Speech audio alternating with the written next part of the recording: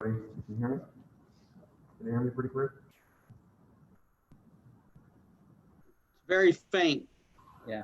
Can you hear me, Mr. Shaughnessy? And Yes, I can. We can hear you more clearly now. all right, thank you. Thank you for being here at the regular meeting of the South County Commissioners Court. It's July 20th, 2020. It's 10:05 a.m.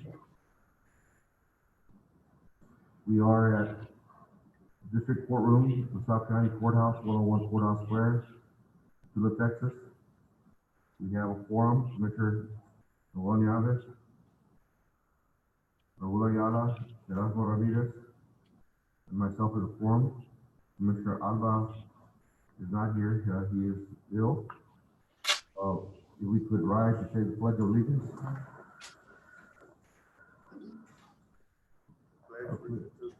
Of the United States of America, and to the republic for which it stands, one nation, under God, indivisible, with liberty and justice for all.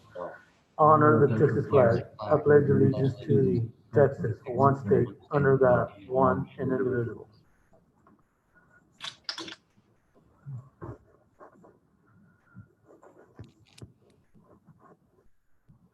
We have a long agenda, and we'll take any public comment. Should there be any public comment?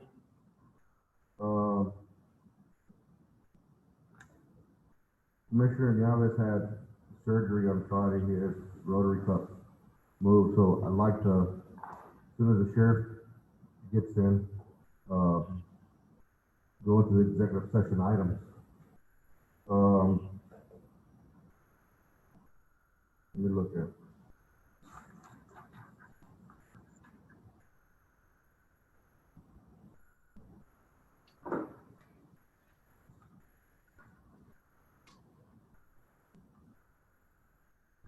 So the very first thing I'd like to go is number 25, which would be discussion possible action on local health authority appointment of Dr. Gregory Roth. And I know Chief Mendez, Cindy Williams, Dr. Roth, thank you for being here. But one of the things that we've been going through on this is that there is, because of the pandemic, there's a huge backlog of cases of people that are positive. And the state HS does the investigation on everybody. They do the contact tracing. But the state doesn't have the resources, and I know some members of local governments are concerned, saying, hey, we're not getting the information. Well, the reality is it should be only the medical providers, EMS, dispatch, that get that information because it's HIPAA related. However, in doing the call tracing, what we're running into is individuals that are testing positive are not quarantined. And we don't have that ability to get that information, be able to respond. By setting up the local health authority, Dr. Rowe would be getting the information, and I'm hoping the sheriff will be here in agreement. But the plan that I had was for fire department to assign 3 people, the sheriff to assign 2 people, and the city of Ensenada said they'd assign 1 person to a task force to make sure people are quarantined. So in setting up the health authority, and I kind of gave you the book and I sent it to you all, and I don't know, it has the documentation necessary to enforce a quarantine. The last thing we want is anybody to get in trouble. We don't want anybody to get in trouble, but we want them to abide by the order. That means if they're quarantined, then we need to establish a support structure that these people are quarantined, that we get them the necessary items they need during the quarantine. That way they don't have to go out to the store, go get medications and stuff. So it may take some work from us, and it'd be up to the group to determine. Dr. Gregory Rolf is here, and met and spoke last week, and he's had some time suggested, and I hope he didn't change his mind. But he's been very involved in the fire department development, and I mean, we're here to answer any questions for the commissioners on, you know, what the authority does, but basically he's gonna be getting the information from all the cases. DHS will be, DESHS, Department of Health and Human Services, will be working with him, and we agreed to this, and they're gonna meet with him and set up. I think there's a number of other counties that are doing this now. As of last week, there was 6 counties in the region that have gone to public health department. It is a process. There's a lot of work between Dr. Roth, Cindy will have a lot of work. I'll have additional work to establish this. Not only is the public health department good during the pandemic time, but after this goes away, or coronavirus subsides a little bit, we'll be able to do things for the community over the next year or two as we progress, and hopefully bring some better healthcare and standards to LaSalle County for the people. So its focus would be right now moving on to other projects in the future with this local health department.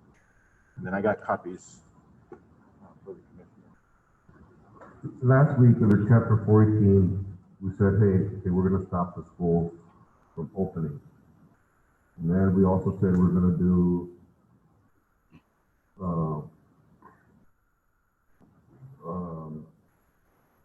quarantine, not a quarantine, a curfew on people, adults. And then speaking of Ms. Martinez, she's been meeting with the district attorneys and county attorneys through they have a select group that they speak, and the governor suspended chapter 418 in relation to county's ability to do so. However, he has not suspended the ability of a local health authority to make that decision. And we did the curfew. I know that Salamanca's, after I reached out to the DA and said, well, we can't enforce the curfew. And that's why I said, I'm allowed to amend it. That's why we amended it, because as soon as we got out of the meeting, called the DA and said, hey, well, they can't do that. Well, maybe not our time, but by going to a local health authority and making sure that people are quarantined, then people can go out and about, and curfew is not necessary because those people are quarantined, and it resolves those issues. So, I mean, if you're sick, or someone in your family is ill or positive, you know, they don't have symptoms, then you have to stay at home until the doctor releases you. It may be South Texas or Hometown Health or some other doctor, but until you actually get released, then you have to quarantine. And the state is not clearing people out anymore, right? No, the state's no longer clearing people out because of the backlog and just the sheer amount of cases in the region or the state. So once the individual is notified by the state that they are positive, they are told to follow up with their primary care physician when they are at that point of getting better, and to deem them recovered or not. And I'm going to give you an example. Warden, I just kind of put you on the spot, but last month you had 2 inmates that tested positive, and you took care of them. But you're clear now, right?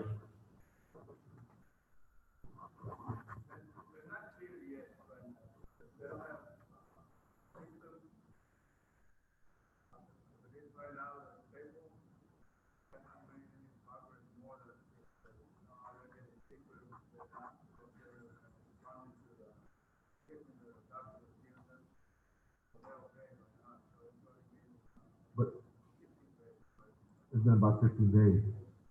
And see, once they test negative, what's happened with the state, you're not clearing up, it still shows as active. So we have a number of active people that are showing up on our numbers that are probably already cleared, but the state is not following up with that. So it's case. Are you going to follow up with a test on them again?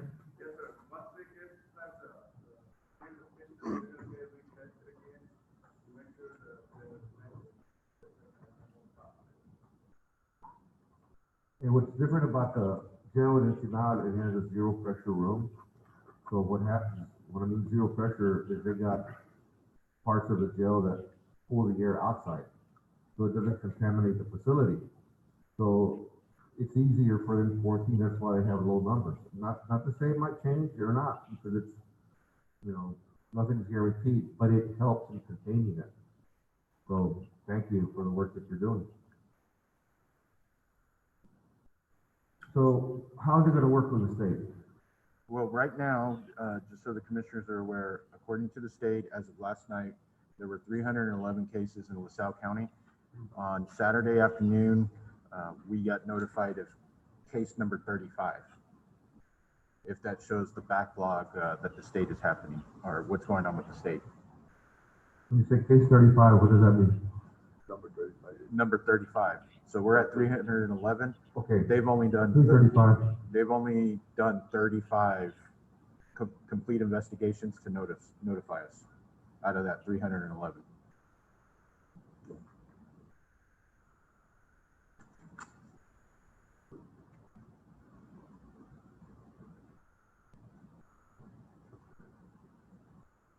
Now, out of that 311, 236 are At the state prison.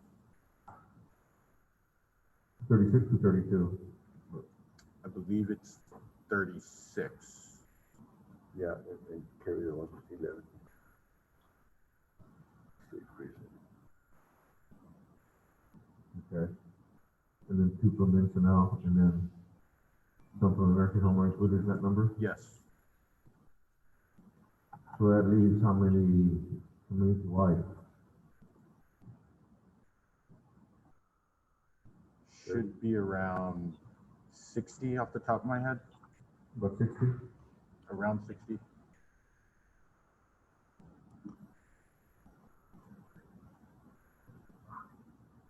So the state is going to provide you the information that you have on the positive people, and then they're going to help establish. They're going to help establish the procedure in reporting to Dr. Rowe. Correct. That information. So once Commissioner's Court, Dr. Roth, I'm sure Dr. Roth's going to want to speak to the court. Once that is completed, what happens is the state, there's some paperwork that has to get done with Dr. Roth, with the medical director from Region 8. They will, of course, probably many phone calls, and there's some things we have to set up. Luckily, we already have them in place within the fire department, so it would just be kind of some position title changes. And then the state would start, once they receive a positive result from the lab, that information would get forwarded to Dr. Roth or his designee, so we could start the contact tracing and do the investigation ourselves. And then from there, we continue to do the follow-up, and under Dr. Roth's direction, the recovery, deem them recovered, not recovered, so forth. And all we do is once we're complete with that, we just report daily back to the state what are our findings.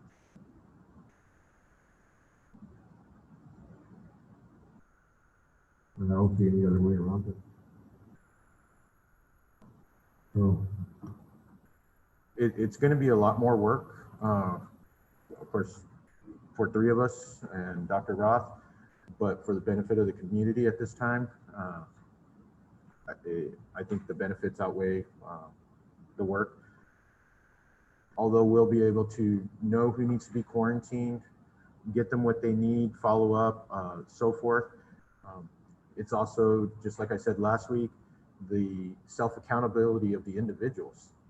And that's one of the things we're not going to be able to truly keep a handle on if the individuals themselves just don't follow the direction. So But this gives us a little bit more to know who these individuals are and keep tabs on them, help them out as needed. And it's not for enforcement of a quarantine, it is to help them out so they stay home, recover, and hopefully we can stop the spread of the coronavirus within LaSalle County.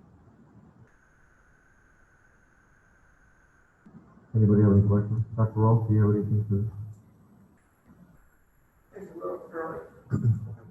Yeah. And it's better, they can't hear you. So I think it's a little early. First of all, I appreciate the opportunity to have this role and be involved in the care of the local community. I've been in this community somewhat, probably for or surrounding communities for the last 15 years actually, but kind of stay under the radar. In any event, this process doesn't seem to make much sense. My real job is a hospital consultant that goes around and teaches doctors and nurses how to be nice to patients and how to make their processes efficient. I don't see this process being efficient relying on the state. A physician has to order the COVID test. That physician is then responsible for the result. And whether that comes back in 15 minutes or 3 days, that physician still is responsible to notify the patient and then to notify whoever else needs to be notified, which in this case would be us. I still have to find out the HIPAA implications of that. I don't think it's going to be an issue, but I just need to find them out. And then, like Daniel said, just put in a process to appropriately educate the patients on what they should and shouldn't do. Do you have an idea how long it takes? If I get tested today, when will the state notify me that I'm positive? Depends on the labs. Right now, I know some of the labs are 3 days minimum, some are going up to 10 days. Right, and so that's for my test to get done. Now I'm positive. How long does it take the state to notify me? They should notify the individual immediately once the physician should notify. Then the state, once they start their investigation, should notify at that point. But it could be just a sheer amount of cases, 3 days, next days. Right. One of the supervisors under Dr. Winsor said they can only process about 100 investigations per day. But then you look at the numbers region-wide per day. So they're just falling behind. Right. So I would be cured by the time the state notifies us. In most cases, are pretty close to it. And I would have gone to Lowe's, and I would have gone to the gas station and HEB everywhere else, and potentially affected other people. So there has to be a quicker way. And I think that there is. I think we just need to work on it and get to that quicker way. We should know pretty much the same day that the test is positive. When the patient finds out, we should find out. And I think there's ways we can do that.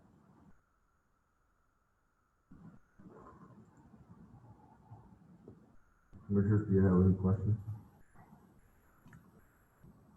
I mean, his is the administrative role to oversee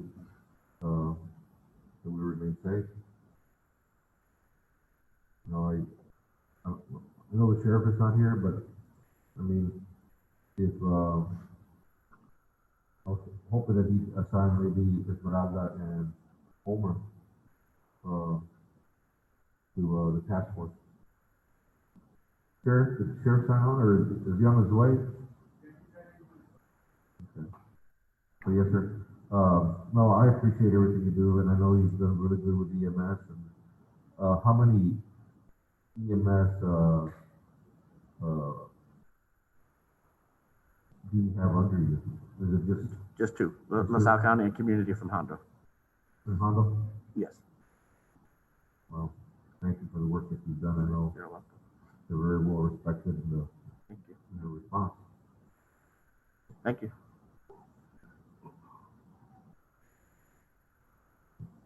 So we would need a motion to authorize Dr. Rowe to be appointed to local health authority in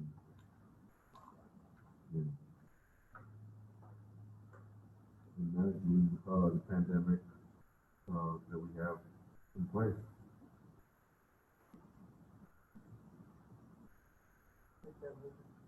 Second. Motion's been made and seconded.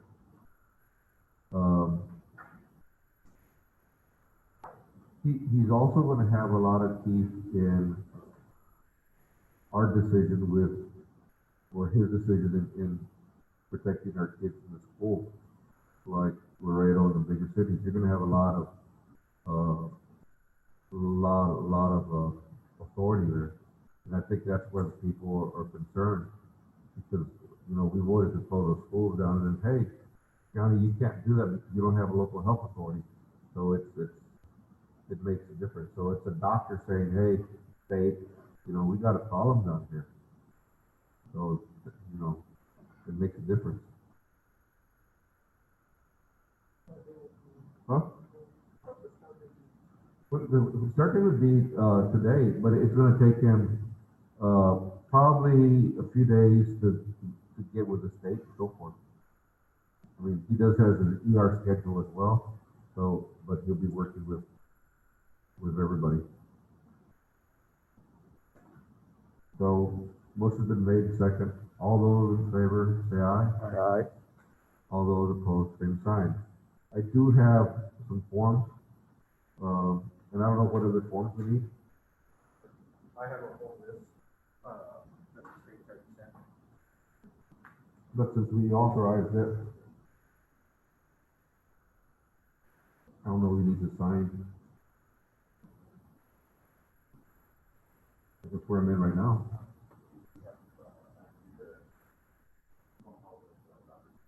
Okay. And then confirm it? Okay. Well, thank you. The second thing is, I'd like to go to the executive session items with,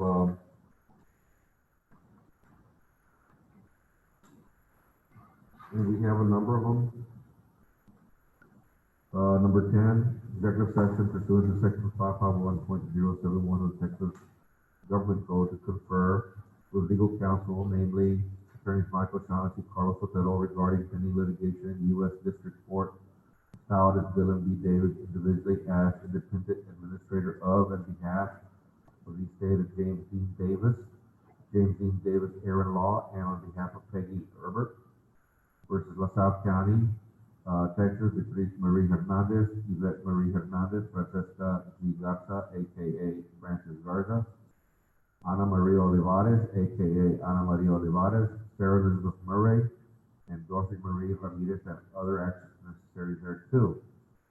And executive session pursuant to section 551.071 of the Texas Government Code to confer with legal counsel, namely attorneys Michael Shaughnessy and Carlos Sotelo, regarding pending litigation regarding Cristo Rey Cemetery Association in the 81st Judicial District. 12, executive session pursuant to section 551.071 of the Texas Government Code to confer with legal counsel, namely attorneys Michael Shaughnessy and Carlos Sotelo, regarding potential legal action against Dora Gonzalez from South County, Texas, as related to unauthorized removal of qualified persons from LaSalle County voter rolls. 13, executive session pursuant to section 551.071 Texas Government Code to confer with legal counsel, namely attorneys Michael Shaughnessy, Carlos Sotelo, regarding pending litigation EP Energy Corporation and EP Energy EP Company LP bankruptcy pending in bankruptcy for the Southern District of Texas. 14, executive session pursuant to section 551.0725 of the Texas Government Code with legal counsel, namely Michael Shaughnessy, Carlos Sotelo, regarding contract negotiation for medical services provided and to be provided by the county jail by South Texas Rural Health. And then we will go into open session after that. Having the sheriff here already, if we could have a motion to go into executive session. 1 second. It is 10:30 a.m.